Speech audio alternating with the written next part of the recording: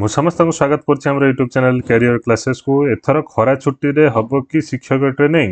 5 ଦିନିଆ ଶିଶୁ ଭାଟିକା ଟ୍ରେନିଂ ପାଇଁ ଆସିଲା ଓସେପାର ଚିଠି। ତେଣୁ ଚାଲନ୍ତୁ ଦେଖିବା।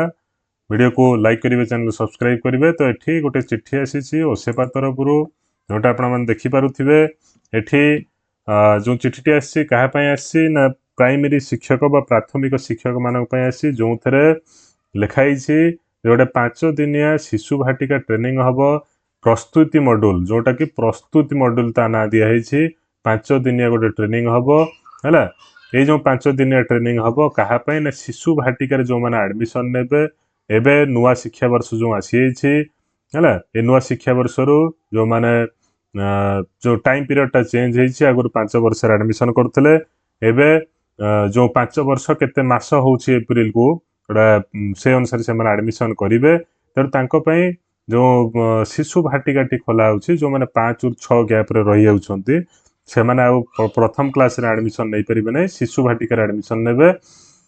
तो सेथि पई तांको ट्रेनिंग दिया जिवो। काहाको ना टीचर माने ट्रेनिंग दिया जिवो। प्रत्येक प्राइमरी स्कूल रो जणिए टीचर पर primary school is being plan to conduct at block level.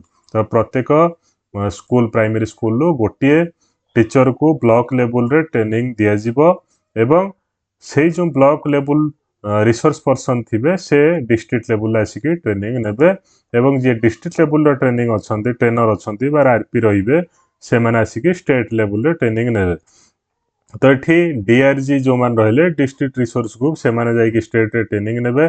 आगो 5 दिनिया तांकर ट्रेनिंग सरला परे आसिकी ब्लॉक रिसोर्स पर्सन जो मान अछंती तांको ट्रेनिंग देबे। तापरे प्राइमरी स्कूल रो प्रति टीचर मानकू जणे जणे को गोटे लेखा ट्रेनिंग 5 दिनिया ट्रेनिंग दिया हबो है। तो ये जो ट्रेनिंग टी सरिया पई कुहाई के तारीख भितर ना 15 मार्च भितर कुहा जाइछि सारिया पई, किंतु जदि लेट विलंब हो जाए ताहले मध्य आमर कोन हबो ना खरा छुट्टी आगु को अछि जानिथिबे। तो एठी ट्रेनिंग रो टेंटेटिव कॉस्ट मध्य दियाइछि। 5 डेज रो ट्रेनिंग हबो। 50 जण ट्रेनिंग, 4 जण आरपी, जणिए सपोर्टिंग स्टाफ, 55 जण मिसिकी ताकर जो खर्च बार्च अछि तार मध्य डिटेल चिठाटी अछि है। टेलीग्राम चैनल दिया आपन चाहिए नहीं जिबे। धन्यवाद।